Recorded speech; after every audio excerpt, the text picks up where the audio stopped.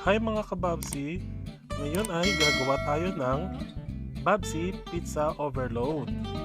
Ang ingredients na gagamitin natin ay itong mga sumusunod: grated mozzarella and cheddar, diced burger patty and ham, pineapple tidbits, leftover hotdog, at Bambi pizza crust. Una, i-spread lang natin na mabuti ang tomato sauce para maging even siya. Sumunod, ilagay natin ang grated mozzarella at cheddar sa ibabaw.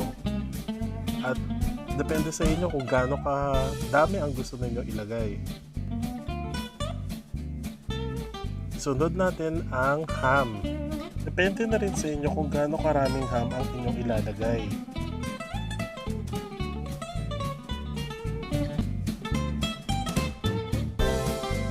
Sunod na rin natin ilagay ang mga burger patties.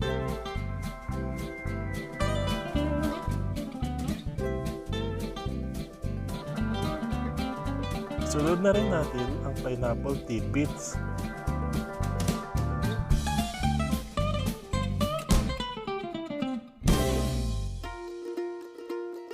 At huli, ginamit ko yung leftover namin na hotdog nung umaga.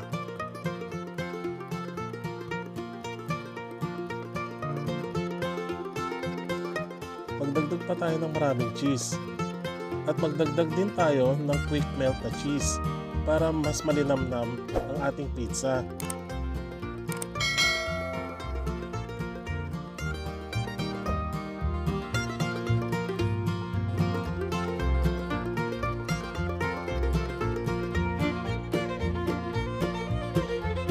Yan, ito na ang ating pizza.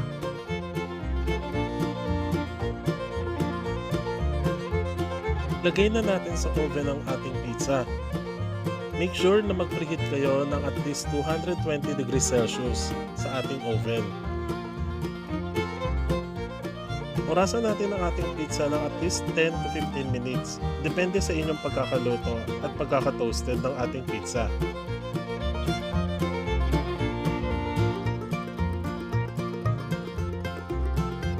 Yan, after 15 minutes, tapos na ang ating pizza.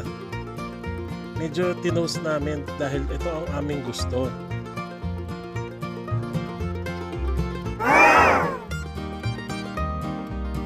Presenting ang Babsy Overload Pizza.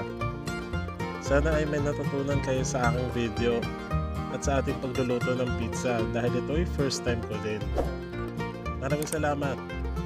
Sana mag-subscribe din kayo sa aking channel.